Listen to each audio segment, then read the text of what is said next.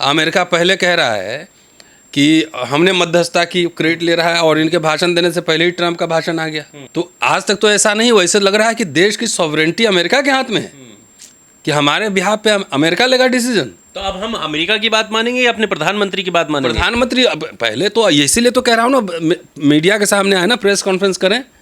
उन्होंने बोला तो कि पाकिस्तान आया था और हमें तो कहने से क्या हो रहा है? ट्रंप तो कह रहा है कि मैंने डांटा है कि व्यापार नहीं करेंगे। ये तो साफ पूरे दुनिया में जो है ना, सब जग जाहिर हो गया। बेइज्जती भारत की करा दी गई। 3 दिन में सीज फायर, कौन मीडिएट किया, कैसे हुआ, क्या टर्म्स कंडीशन था? आपने बता दिया कि वहाँ ये डैमेज किया, हमारा डैमेज नहीं हुआ। यहाँ मन की बात चल रही है, सिर्फ फाँ फूँ हो रहा है। कुछ सवाल उठाएगा तो एंटी नेशनल है। कैसे एंटी नेशनल है? हमारे देश के कितने सिपाही, सैनिक, बहादुर सैनिक शहीद हुए, कितना हमारा डैमेज हुआ। राफेल के बारे में चर्चा चल रही है, वो देश में सार्वजनिक होना चाहिए कि नहीं है? आप नहीं करेंगे, विदेशी मीडिया कर देगा, कर ही रहा है। विपक्ष कमजोर है, बहुत ही शराफत दिखाता है। क्या करना चाहिए उसे? पूरे देश में आंदोलन खड़ा कर देना चाहिए। वही आ जाएगा कि देखिए राजनीति करने तो राजनीति तो पहले बीजेपी खुद कर रहा है ना। सरकार में कौन है? बीजेपी है ना। किसने युद्ध की, किसने सीज फायर किया और किसने तिरंगा निकाला? प्रधानमंत्री नरेंद्र मोदी देश को संबोधित करते हैं और सभी की नजरें उनके उस संबोधन पर रहती हैं। इस बीच सवाल ये भी उठते हैं कि कैसे प्रधानमंत्री के संबोधन से ठीक पहले डोनाल्ड ट्रंप भी एक प्रेस कॉन्फ्रेंस करते हैं जिसमें वो 2 शब्दों का इस्तेमाल करते हैं। उन शब्दों पर पूरा देश इस वक्त सवाल खड़े कर रहा है, वो ये कि ट्रेड और थ्रेट। अब सवाल ये है कि क्या हमारा देश, क्या अमेरिका की धमकी से डर गया? क्या प्रधानमंत्री को यह साफ नहीं करना चाहिए था कि डोनाल्ड ट्रंप ने जो बात वो कह रहे हैं कि मैंने व्यापार रोकने की धमकी दी, तब जाकर सीज फायर को माना गया है? तो इन सब सवालों के बीच हमारे साथ प्रोफेसर रतन लाल जी हैं, इनसे हम बात करेंगे। सर, जब हम विदेश नीति की बात करते हैं और जो पाकिस्तान और इंडिया के बीच में क्लैश चला और अचानक से सीज फायर हो जाना और डोनाल्ड ट्रंप का स्टेटमेंट आना, प्रधानमंत्री का कुछ भी सफाई ना देना, इस सब चीज़ को आप किस तरह से देखते हैं? कल मैंने भाषण पूरा सुना जी, और बहुत बढ़िया इमोशनल भाषण था, जो इनका टिपिकल चलता है इमोशनल भाषण। गोला दाग देंगे और देश, राष्ट्र, माँ बहनों, सिंदूर, लेकिन फैक्चुअल जो स्थिति है वो सामने नहीं आई। राष्ट्र को ये बताना चाहिए था कि पहले जो 3 दिन चला पूरा ये घटनाक्रम, पहलगाम के बाद, पहलगाम से ही शुरू कर लेते हैं पहले। तो अभी पहले तो ये इस पर बहस होनी चाहिए। इस सवाल देश के लोग पूछ रहे हैं कि पहलगाम में जो 4 लोग आए थे वो गए कहाँ? क्या वो पकड़े गए, मारे गए, किधर घुस गए? वो जो आए होंगे तो जाहिर है पैदल ही आए होंगे ना, पहाड़ों जंगल से होकर। और इतने देर में तो आप सर्विलांस, हेलीकॉप्टर, तमाम चीज़ से आप उसको तलाश सकते थे। हर जगह आपके पोस्ट बने हुए हैं। वो गए कहाँ? ये बताना चाहिए। हमें पता नहीं है, देश के लोगों को पता नहीं कि आखिर कहाँ गया। तो पहले तो इसकी एक जांच होनी चाहिए, नंबर 1। नंबर 2, जो असली ऑपरेशन सिंदूर है, आज मैंने सोशल मीडिया पे एक देखा कि 14 और 15 मई को जो है ना, कौन सा है, लोकसभा तिरंगा यात्रा। और सिर्फ हरियाणा का लिस्ट मेरे सामने है। 10 केंद्रीय मंत्री और 10 मंत्री, केंद्रीय मंत्री और सांसद लगाए गए हैं कि ऑपरेशन सिंदूर, लोकसभा तिरंगा यात्रा। सोचिए कि आखिर इंदिरा गांधी ने तो 71 में जो है बिना अमेरिका को हवा लगे आंख दिखाकर पाकिस्तान तोड़ के 2 बना दिया, बांग्लादेश और पाकिस्तान। ये कौन सी सफलता मिली है? जरा कल तो इन्होंने बताया नहीं, बताया सिर्फ कि मैंने ये डैमेज कर दिया। यहाँ आतंकवादी संगठन, कह रहे हैं कि पाकिस्तान को पता भी नहीं था, वो सोच भी नहीं रहा था कि वो कितना डैमेज हो वो जाएगा। दिख गया, पूरे दुनिया को दिख गया, पूरा इंटरनेशनल मीडिया में है। तो ये यहाँ डैमेज कर दिया। आखिर हमारा क्या डैमेज हुआ, ये भी देश के लोगों को बताना चाहिए था ना। उन्होंने बताया? देश के लोगों को बताना चाहिए था कि यहाँ जो मीडिया गपौड़ी छान रहा था, आप लोग तो गोदी मीडिया कहते हैं, मैंने जोकर मीडिया कहना शुरू कर दिया है। मतलब देख के लगता है 12वीं का बच्चा भी उससे बेहतर बोल सकता है। ये जोकर मीडिया जो दिखा रहा था, उस पर कोई एक्शन हुआ? उन्माद फैलाना और तमाम जिस तरह से गलत रिपोर्टिंग कि वहाँ बिरयानी खाएंगे, वहाँ चाय पिएंगे। हमको दावे के साथ कह रहा हूँ कि मोदी जी घोषणा कर दें कि एक ज़िला मैंने कब्जा नहीं किया, स्वतंत्र करा दिया है। जो इस्लामाबाद पर कब्जा कर रहे थे, बिरयानी खा रहे थे या कॉफ़ी पी रहे थे, एक ज़िला को आपने स्वतंत्र किया। क्या अचीवमेंट है? भाई न नेहरू जैसा दिमाग है, न इंदिरा जैसा दिल है, न बहादुरी है, खाली शब्दवान चल रहे हैं, शब्द वीर हैं। हमारा क्या डैमेज हुआ ये भी तो देश के लोगों को जानने का अधिकार है ना। हमने पढ़ा हर जगह है कि भाई 2 राफेल या 3 राफेल डैमेज हुए। और आप इतना देश विदेश घूम रहे हैं, बांग्लादेश, नेपाल, श्रीलंका, पाकिस्तान, किसी से संबंध हैं आपके? ठीक, कौन ऐसा देश है जो खुल के इंडिया के पक्ष में खड़ा हुआ है कि हम आपके साथ हैं? और उधर से चाइना तो कह ही चुका था कि हम पाकिस्तानी सॉवरेंटी के साथ हैं। मिस्र था उधर, कई और मुल्क थे, टर्की ने बोला, ईरान था। तो ये डिप्लोमेसी में तो भारत सरकार ने इस देश की बेइज्जती करवा दी। जब गरीब मुल्क था, अब क्या स्पेशल सेशन पार्लियामेंट का हो रहा है? जब गरीब मुल्क था, बिना जूते के देश के सैनिकों ने चीन से लड़ा। जवाहरलाल नेहरू प्रधानमंत्री थे, ठीक है साहब, हम हार गए। उस 4 दिन का विशेष सत्र चला था। नेहरू जी 1,04,000 वर्ड्स बोले थे, 33 बार बोले थे। अटल बिहारी वाजपेयी, राम मनोहर लोहिया, तमाम लोग इस्तीफा मांग रहे थे। गिर गया वही प्रस्ताव। इन्होंने मीटिंग बुलाई है कोई? सिर्फ जैसे साधु लोग प्रवचन देते हैं ना, कौन है मध्य प्रदेश बाबा बागेश्वर बाबा, तो एक खाली अपने आके राष्ट्र के नाम संबोधित कर दिए। पूरा मीडिया खोलिए, प्रेस कॉन्फ्रेंस करिए, लोगों के सवालों का जवाब दीजिए। मैं कल सुन रहा था कि पाकिस्तान दुनिया भर में जाके वो गिड़गिड़ाया। अमेरिका पहले कह रहा है कि हमने मध्यस्थता की, क्रेडिट ले रहा है, और इनके भाषण देने से पहले ही ट्रंप का भाषण आ गया, है ना। तो आज तक तो ऐसा नहीं हुआ। ऐसे लग रहा है कि देश की सॉवरेंटी अमेरिका के हाथ में है, कि हमारे बिहाफ पे अमेरिका लेगा डिसीजन। तो अब हम अमेरिका की बात मानेंगे या अपने प्रधानमंत्री की बात मानेंगे? प्रधानमंत्री पहले तो, इसीलिए तो कह रहा हूँ ना, मीडिया के सामने आए ना, प्रेस कॉन्फ्रेंस करें। उन्होंने बोला तो कि पाकिस्तान आया था और हमें तो कहने से क्या हो रहा है? ट्रंप तो कह रहा है कि मैंने डांटा है कि व्यापार नहीं करेंगे, बंद करो ये। यही कहा है ना। अब कोई ये तो नहीं कि फैब्रिकेटेड है, वो तो ट्रंप का स्टेटमेंट है। तो व्यापार किसके साथ कितना है ये भी जानना जरूरी है। बिल्कुल जानना जरूरी है। पता है किसके साथ कितना व्यापार है? नहीं, बताइए। मैं अभी आंकड़े ही दे देता हूँ जी। भारत के साथ जो सालाना है 130 अरब डॉलर का व्यापार है अमेरिका का, जिसमें से भारत 90 अरब डॉलर यहाँ से एक्सपोर्ट करता है। कितना? 90 अरब डॉलर एक्सपोर्ट करता है। इंपोर्ट कितना करता है? 40 अरब डॉलर। तो इसका मतलब ट्रेड बैलेंस किधर है? इधर ज़्यादा, भारत के पक्ष में है ना, भारत के पक्ष में है ट्रेड बैलेंस। और अब आइए पाकिस्तान, 7 अरब डॉलर पाकिस्तान के साथ है, जिसमें से पाकिस्तान भेजता है 5 अरब डॉलर, और पाकिस्तान, अमेरिका से पाकिस्तान आता है 2 अरब डॉलर। ठीक है जी। तो इसमें ट्रेड बैलेंस को देखेंगे तो किसके हक में ज़्यादा है? तो भारी तो हम लोग हुए पे डर का आएगा। हाँ, तो डांटा किसको फिर? डांटा किसको? अडानी का केस भी अमेरिका में चल रहा है। डांटा किसको? तो कॉमन सेंस है, 12वीं का बच्चा भी जाके गूगल पे सर्च कीजिए, बता देगा कि ट्रेड बैलेंस अगर बंद कर दे भारत और पाकिस्तान से, तो नुकसान किसका होगा ज़्यादा? सही बात। इसमें तो हाई लेवल इंक्वायरी होनी चाहिए, किस किस तरह के इंटरेस्ट से। इधर दिखा रहा है कराची पोर्ट तबाह कर दिया, है ना, तबाह कर दिया, ये तबाह कर दिया।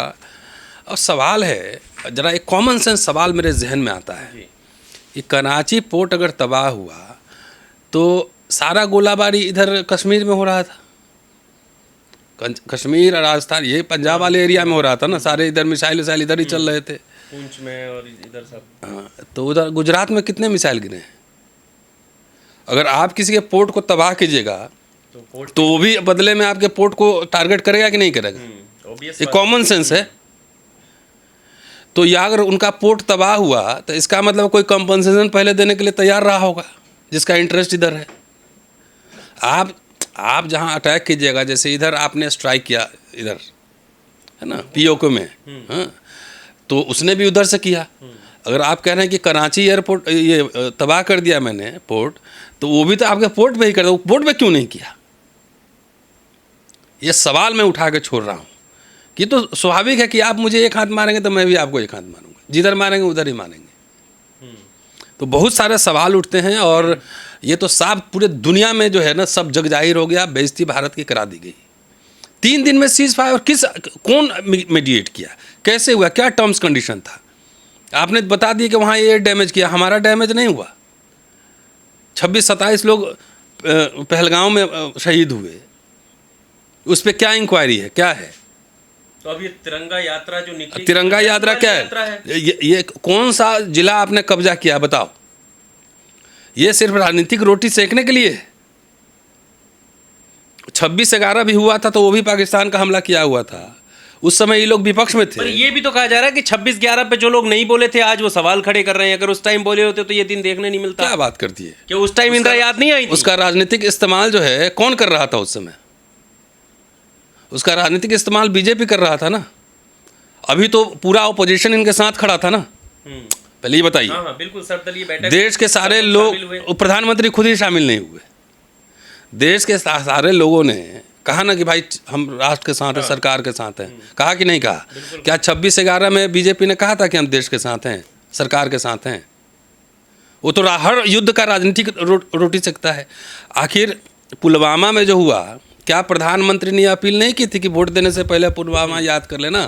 तो सैनिकों के शहादत पे रोटी कौन सेक रहा है? देश नहीं देख रहा है। अभी विपक्ष ने इनके खिलाफ कोई मोर्चा खोला है? सिर्फ स्पेशल सेशन की मांग की है। इनके खिलाफ तो मोर्चा नहीं खोला है ना। जैसे ये खोलते हैं, कोई स्पेशल सेशन हो कुछ इस तरीके का, यही खोला है ना। तो आप समझिए, इनके लिए सब कुछ अवसर होता है, पॉलिटिकल अवसर होता है। हर फ्रंट पे फेल हो चुके हैं, अब इसको भी अवसर बना के तिरंगा, कौन सा यात्रा, कौन सी विक्ट्री हुई? उधर तो पाकिस्तान में मैंने देखा शाहिद, अब वीडियो आ रहा है कि सब रोड पे से गाड़ी से घूम रहा है, एकदम विजय यात्रा वो मना रहा है। विजय यात्रा मना रहे हैं। उसके चेहरे पे तो ये परेशानी नहीं दिख रही है। उसके यहाँ तो उस समय ही पार्लियामेंट का सेशन हुआ, प्रधानमंत्री ने एड्रेस किया लोगों को। यहाँ मन की बात चल रही है, सिर्फ फां फूं हो रहा है। कुछ सवाल उठाएगा तो एंटी नेशनल है। कैसे एंटी नेशनल है?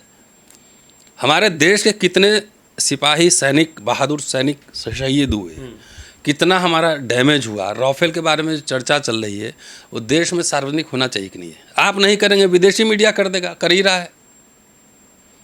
है ना।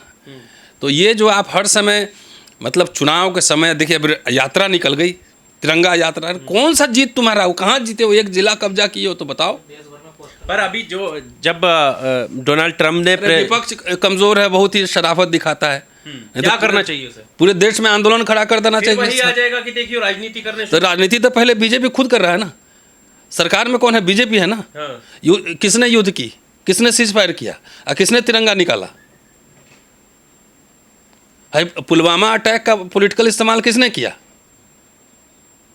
26/11 का किसने इस्तेमाल, पॉलिटिसाइज किया? पर अभी हमले का तो जवाब देना चाहिए था ना, इसलिए दिया उन्होंने। 3 दिन आपने साबित कर दी कि आप डरपोक हैं। अमेरिका वहां से डिसाइड कर रहा है कि, ट्वीट कर रहा है कि सीज फायर हो गया। बताइए, जिस समय भारत कमजोर देश था, निक्सन को पता भी नहीं लगा। निक्सन को आंख दिखा के इंदिरा गांधी ने बांग्लादेश बना दिया था। किसका बिजनेस इंटरेस्ट है बताओ इसमें? कौन डिजाइन कर रहा है? हमारे देश का मीडिया प्रेस कॉन्फ्रेंस को कहता है कि डोनाल्ड ट्रम्प ने अपनी गलती सुधारी है, करेक्ट किया है। उसने क्या है कि वो मध्यस्थता में नहीं था, उनका सिर्फ सहयोग था, ये दिखाया जा रहा है। अरे अब जोकरों के बारे में क्या बात करोगे? हम लोग असली मीडिया आप लोग हैं, सब जोकर सब है। पैसा लेता है सबसे और उसी के तबले पे नाच करता है सब। जोकरों के बारे में क्या बात करूँ मैं?